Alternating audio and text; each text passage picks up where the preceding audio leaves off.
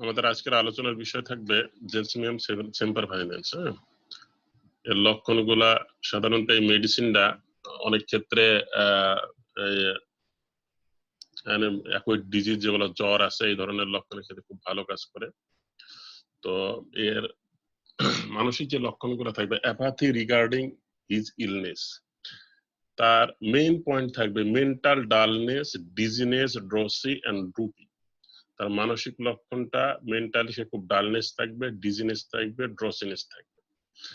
আর বেশিরভাগই মানসিক যে সমস্যা যেগুলো রোগ সৃষ্টি হওয়ার মূল কারণ সেটা যে bad effect from fried, fair, exciting news. তার যে কোনো ভয়জনিত কারণ, হ্যাঁ, তার কোনো এক্সাইটিং নিউজ শুনলেই তার রোগের বৃদ্ধি হবে।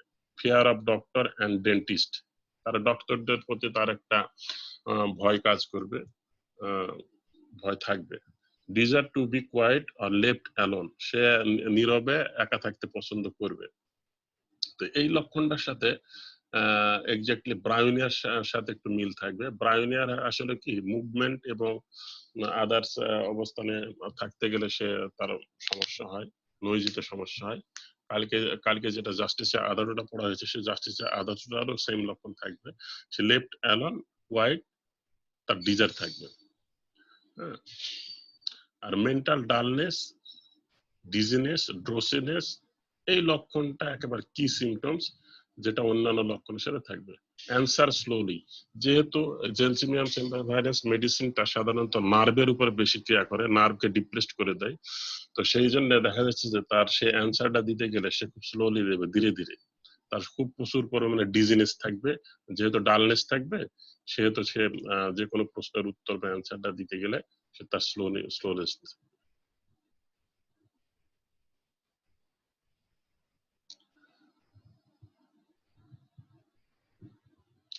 নোজের লক্ষণের ভিতরে আমরা সাধারণত যে ডিজিজের উপর কাজ করতে সাধারণত নোজের কিছু লক্ষণ থাকে। তো জেলসিমিয়ামের নাকের যে লক্ষণ, নোজের যে লক্ষণ, itching and tickling in soft palate and nasopharynx. সাধারণত ন্যাসো নাক এবং ফ্যারিংসের যে ভিতরে যে সফট প্যালেট যেখানে আছে সেখানে টিকলিং থাকবে এবং ইচিং থাকবে।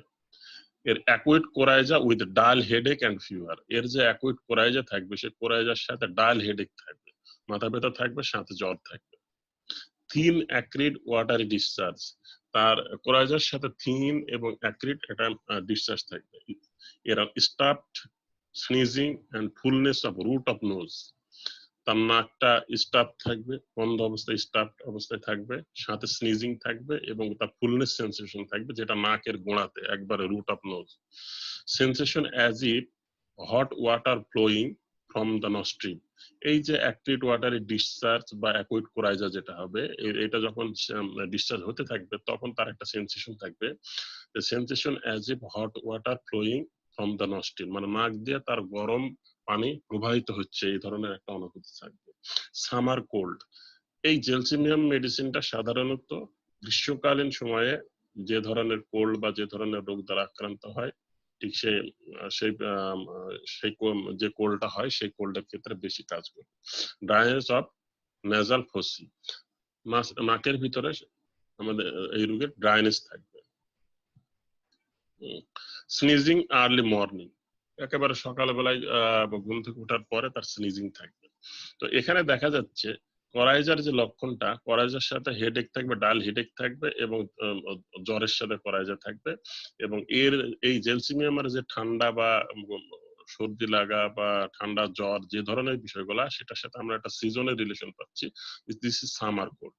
হ্যাঁ, গ্রীষ্মকালীন সময়ে বা আমাদের মতো ট্রপিক্যাল কান্ট্রি যেখানে আছে, গ্রীষ্মকালীন যে দেশগুলা, এই দেশগুলাতে বেশিরভাগই এই লক্ষণ, এটা সামারের একটা লক্ষণ পাওয়া যাবে। আর এর স্টাফনেস, স্নিজিং থাকবে এবং এর যে একটা সেন্সেশন থাকবে নাকের গোড়ার দিকে, ফুলনেস, ভারী ভারী ভাব একটা ফুলনেস সেন্সেশন থাকবে। আর যে ক্ষরণটা সিক্রেশন হবে সেটা হট ওয়াটার সিক্রেশন বলে মনে হবে, তার নস্ট্রিলের ভিতরে মনে হবে যে গরম পানির মতো কিছু প্রবাহিত হচ্ছে।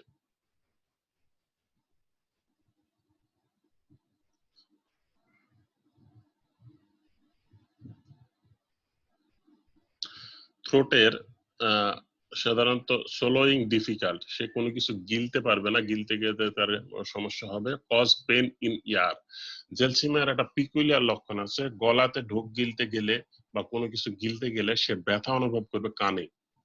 হ্যাঁ, swallowing difficult cause pain in the ear, সে যখন কোনো কিছু গিলতে যাবে, গিলতে গেলে সে রোগী নোটিস করবে যে গলার পেনটা কানের দিকে হচ্ছে। পেন ফ্রম থ্রোট টু ইয়ার, এর যে গলার ব্যথাটা সেটা গলার থেকে রেডিয়েট করে যাবে হচ্ছে কানে।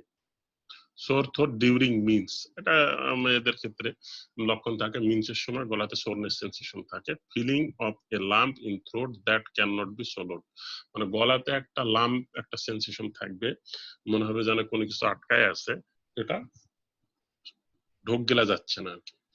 তার অর্থ হচ্ছে থ্রোটে জেলসিমিয়ামের একটা পিকুলার লক্ষণ দেখতেছি, যে জেলসিমিয়ামের যে পিকুলার লক্ষণ থাকবে সেটা হচ্ছে এর যে গলার ব্যথা, সেই ব্যথাটা কানের দিকে রেডিয়েট করবে। Pain from throat to ear, pain, আবারও বলি, pain from throat to ear, গলার থেকে ব্যথাটা কানের দিকে যাবে।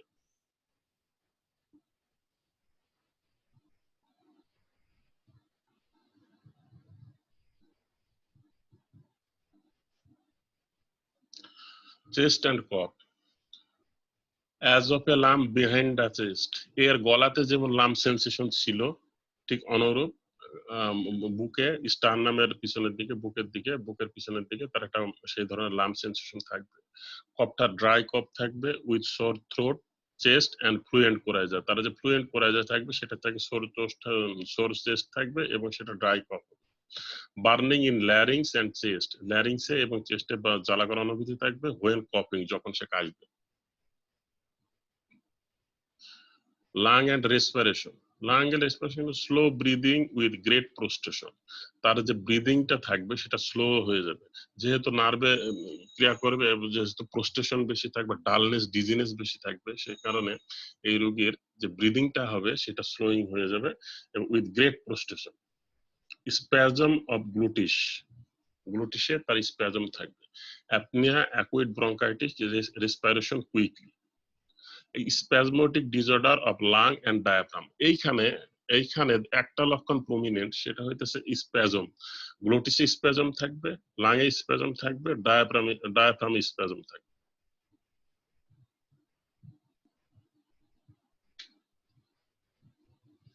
স্টমাকের লক্ষণ এবং abdomen, stomach feeling of emptiness or weakness in the stomach or bowel, তার স্টমাক এবং বাওয়েলে সাধারণত দুর্বলতা থাকবে, উইকনেস সেন্সেশন থাকবে, খালি বোধ অনুভূতি থাকবে।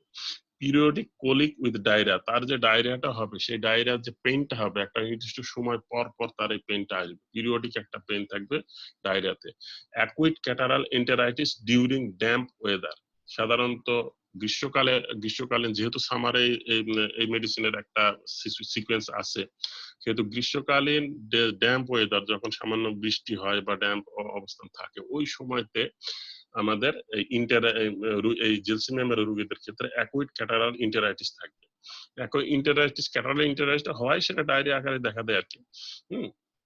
ইউজুয়ালি থার্স্টলেস বা থার্স্ট উইথ সুয়েট, মানে সাধারণত এই রোগীটা পিপাসাহীনতা থাকবে, কিন্তু যদি তার পানি পিপাসা থাকে সেটা ঘামের সাথে পানি পিপাসা থাকতে পারে।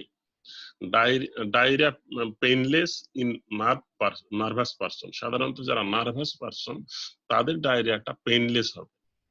After sudden emotion as grief, fright, bad news, সাধারণত কোনো ব্যাড নিউজ বা কোনো কিছু ভয় পেলে বা কোনো মানসিক কোনো চাপজনিত কারণে তার যে সমস্যাটা, যে ডায়রিয়াটা দেখা দিবে, সেই ডায়রিয়াটা সাধারণত নার্ভাস পার্সনের হবে এবং এই ডায়রিয়াটার প্রমিনেন্ট লক্ষণ থাকবে যে সেখানে পেইনলেস থাকবে, সেখানে কোনো ব্যথা থাকবে না, কিন্তু যখন পেইন থাকবে যে ডায়রিয়ার ক্ষেত্রে, সেই ডায়রিয়ার পেইনটা আসবে একটা পিরিয়ডিক টাইম সিকোয়েন্স নিয়ে, একটা নির্দিষ্ট সময় পর পর ব্যথাটা আসবে। হ্যাঁ, আর সাধারণত ক্যাটারা ইন্টেরাইটিস যেটা হবে, ইন্টেরাইটিস মানে খাদ্য মানে স্মল ইন্টেস্টাইন থেকে যেগুলা সিক্রেশন হয়, এই ইন্টেরাইটিসটা সাধারণত ড্যাম্প ওয়েদারে এটা রোগীদের দেখা দিবে।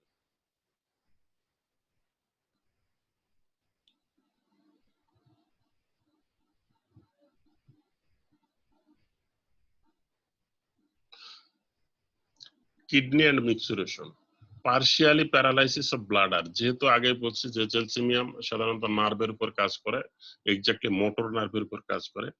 পার্শিয়ালি ইউরিনারি ব্লাডারকে সে প্যারালাইজড করবে এবং ফ্লো ইন্টারাপ্টেড হবে। হ্যাঁ, ইন্টারমিটেন্ট ফ্লো হয়ে যাবে। যেহেতু প্যারালাইজড পার্শিয়ালি, কিছু কিছু কিছু সময় দেখা গেল সামান্য প্রস্রাব হবে, কিছু কিছু সময় দেখা গেল প্রস্রাব হবে না। এই জনিত কারণে আমাদের পরবর্তীতে কিছু লক্ষণ আসবে, যেগুলো রিটেনশন হবে, ইউরিন রিটেনশন এন্ড ডায়সুরিয়া। এই ইউরিন রিটেনশন, ইউরিনের যে ডায়সুরিয়া এবং রিটেনশন অফ ইউরিন, প্রস্রাব কমে যাবে, একবার বন্ধ হয়ে যাবে, সেটা মূলত কারণ হইতেছে কিডনি ঠিক থাকবে কিন্তু partial paralysis of bladder, bladder nervous সমস্যাজনিত কারণে, মোটর নার্ভের সমস্যাজনিত কারণে এখানে পার্শিয়াল প্যারালাইজড হবে, যে কারণে retention of urine and dysuria দেখা দেবে। Profuse watery clean with chilliness and better headache. সাধারণত যখনই প্রচুর পরিমাণ প্রস্রাব ত্যাগ করতে পারবে, প্রস্রাব হবে, ওয়াটারে প্রস্রাব হবে এবং সেটা ক্লিয়ার প্রস্রাব হবে, সাথে সাথে যে চিলিনেস থাকবে, এইখানে রোগীর মাথা ব্যথাটার উপশম হবে। অল্টারনেটিং ডায়সুয়ার এন্ড অ্যানুরিসিস, এর সাধারণত অল্টারনেটিং ডায়সুরিয়া থাকবে এবং অ্যানুরিসিস দেখা দেবে। জেনারেটিসের মাসেল এন্ড মোটর নার্ভ, এই জেলসিমিয়াম মেডিসিনটা মাসেলে এবং মোটর নার্ভে ক্রিয়া করবে। অ্যাকিং, tiredness, heaviness, weakness and soreness, এই কয়েকটা মেইন লক্ষণগুলা তার কি সিমটম সে হিউম্যান বডিতে প্যাথোলজি ডেভেলপ করবে। অ্যাকিং, tiredness, heaviness, weakness and soreness. All types of functional paralysis due to motor nerve disorder, সাধারণত মোটর নার্ভ ডিসঅর্ডার জনিত কারণে যে ধরনের প্যারালাইসিস গুলো হবে সেগুলো সব জেলসিমিয়ামের হবে। যেখানে চোখে প্যারালাইসিস হতে পারে, থ্রোটে, যেটা আমরা আগেই পড়লাম থ্রোটের লক্ষণ, থ্রোটের মোটর নার্ভ সমস্যা জনিত কারণে তার সমস্যা হতে পারে অ্যানাস এবং ব্লাডার।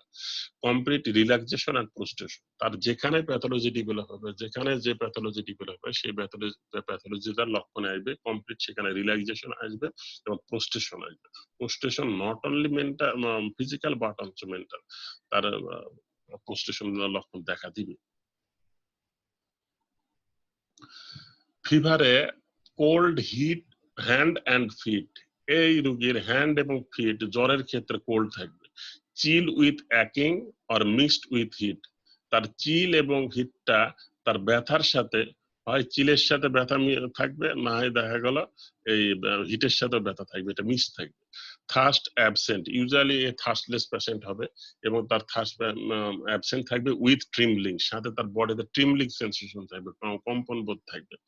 বিলিয়াস মানে বমি, বমি প্রবণ আর কি, সে বমি বমি ভাব, বমি হবে, এই যে বমি প্রবণ অর্থাৎ দেখা দেবে এই রোগীর। Malaria, typhoid, cerebro spinal fever, সাধারণত ম্যালেরিয়া, টাইফয়েড এবং সেরিব্রো স্পাইনাল ফিভারে আর বিলিয়াস এবং সেন্সেশন থাকবে। এখানে একটা কথা বলে নেই, জেলসিমিয়াম সেম্পারভাইরেন্স এর যে কোনো ফিভার সেটা কিন্তু নার্ভ রিলেটেড এবং সেরিব্রো স্পাইনাল রিলেটেড, সেটা ব্রেনের কিছু লক্ষণ থাকবে, নার্ভের কিছু লক্ষণ থাকবে এবং সেখানে নার্ভ ডিপ্রেসড হবে এবং সেটা নার্ভ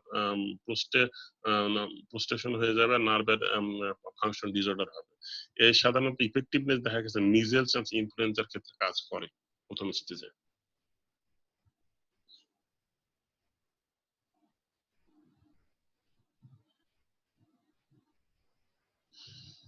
এর বৃদ্ধি ইমোশন, ড্রিড, শক, সারপ্রাইজ, সে কোনো ইমোশনাল কোনো ফ্যাক্ট তার বৃদ্ধির কারণ হবে, ড্রিড, শক এবং কোনো সারপ্রাইজ তার বৃদ্ধির কারণ হবে। তার মোশনে বৃদ্ধি হবে।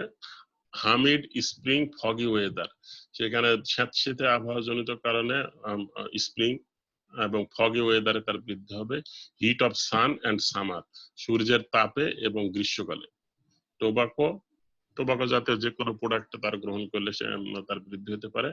ডেন্টিশন, এটা হচ্ছে বাচ্চাদের ক্ষেত্রে যখন দাঁত উঠে ওই সময় তার বৃদ্ধির লক্ষণ দেখা দেবে। When thinking of his element, সে যখন তার রোগের বিষয়ে চিন্তা করবে, তার রোগের সমস্যাজনিত কারণ বিষয়ে চিন্তা করবে, তখনই তার সমস্যাগুলা বৃদ্ধি দেখা দেবে। বেটার প্রফিউজ ইউরিনেশন, সোয়েটিং, যখন সে তার প্রচুর পরিমাণে ইউরিনেশন হবে এবং যখন প্রচুর ঘাম হবে তখন সে বেটার ফিল করবে, যে কোনো রোগের যে কোনো লক্ষণ। হ্যাঁ, অ্যালকোহলিক ড্রিঙ্ক থেকে সে বেটার ফিল করবে। মেন্টাল ইফোর্ট, যেহেতু মেন্টাল ইফোর্ট, তাকে যদি কোনো মেন্টালি ইফোর্ট দেওয়া হয়, কোনো সহানুভূতি দেওয়া হয়, সেই ক্ষেত্রে দেখা গেল সে বেটার ফিল করবে। বেন্ডিং ফরওয়ার্ড, সম্মুখ দিকে এভাবে ঝুঁকে বসলে তার বেটার অনুভব করবে। কিন্তু এটা ব্রাউনিয়ার সাথে পার্থক্য, ব্রাউনিয়ার সম্মুখে ঝুঁকে বসতে পারবে না। কন্টিনিউয়াস মোশন, কন্টিনিউয়াস যদি মোশন থাকে, কোনো কোনো ক্ষেত্রে মুভমেন্ট যদি কন্টিনিউয়াস করতে থাকে, সেই ক্ষেত্রে তার উপশম দেখা দিতে পারে। এই কন্টিনিউয়াস মোশন এই লক্ষণটা সাধারণত রেস্টলেসনেস সাথে একটু কোরিলেশন হবে, সেটা আর্সেনিক এবং রাস্টের সাথে কম্পারেটিভ করে দেখতে হবে যে আসলে সে তার এই যে বারে বারে মুভমেন্ট করলে সে উপশম বোধ করছে এই জন্য মুভমেন্ট করতেছে, না সে মেন্টালি সে অস্থিরতার জনিত কারণে সে মুভমেন্ট করতেছে। যদি অস্থিরতা রেস্টলেসনেস জন্য করে, তাহলে সেটা কিন্তু আর্সেনিক বা রাস্টাক্সের দিকে চলে যাবে। কিন্তু যদি সে উপশমের দিকে থাকে, মোশনে থাকলে, কন্টিনিউয়াস মোশনে থাকলে তার উপশম হচ্ছে, তাহলে কিন্তু সে জেলসিয়ামের দিকে থাকবে।